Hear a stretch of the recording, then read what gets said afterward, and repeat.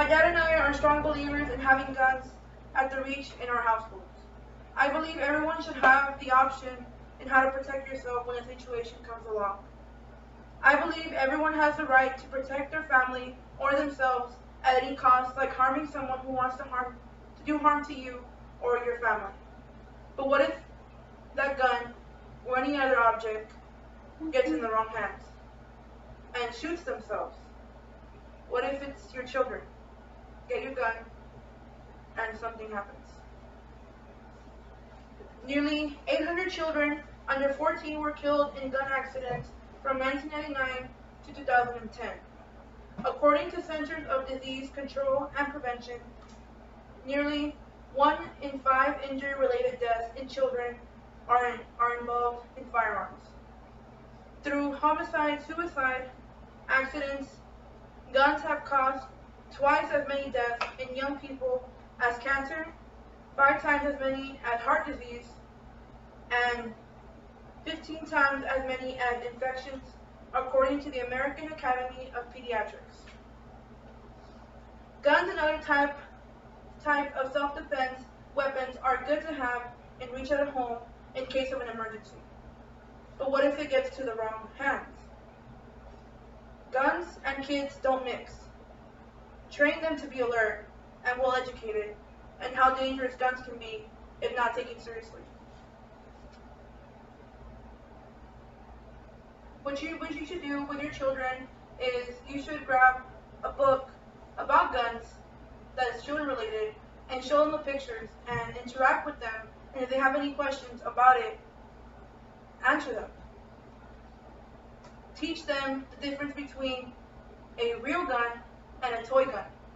Kids, like my little brothers, they like to play with water guns and fake guns that they purchase from any store. What if my little brother is playing and he grabs one of the toy ones and he sees that my dad has one and he thinks it's his? He gets it and he shoots someone because that's what he goes around and does in the house. He shoots at everything, but what if he gets to the wrong gun? That's why my dad always teaches them to know the difference between both of them and the difference and the wrongs and rights of it. Give examples to your children of what would happen if you found a gun in the house and what would you do with it? Would you touch it? Would you grab it? Or would you call your mom or your dad or any parent or any older sibling to grab it and get it away? If they get it wrong, if they answer the question wrong, let them know and tell them the right answer. Unfortunately, not just kids need to be watched with guns. For many years, we've had throughout the U.S. a lot of school shootings, a lot of shootings at malls, a lot of shootings everywhere. Kids, people, bad people, not just bad people, people with mental illness, people with depression, people with suicide thoughts, they go around and shoot people for no reason. That should be just number one reason why we should tell our kids, we should tell everybody the risk of guns, and we should interact with someone if you feel like they're going through depression or they're showing signs of that they want to do something bad to someone. Always tell them that violence is not the answer when it's not needed. Show your children the good and the bad in guns. Who gets to have the guns? Who gets to hold the guns? Who gets to fire the guns? Tell them who. Older people. People with knowledge of guns. People who know what guns can do. Children should not be allowed, and you should let them know. You should let them know if they ever see one in the household to leave it alone. Because it's not a toy to play with. It is not a pastime. It's a serious object, and it should be taken seriously. Like I said, violence is never the answer. Violence is a very strong word. People take it lightly. Take it as someone offends you and you just go right at it and you take your anger out and you hit them.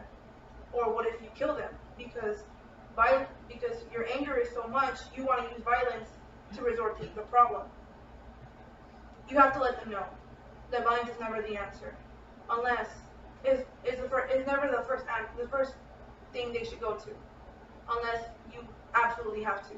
If you are in danger, if you know yourself you are in danger, then you can.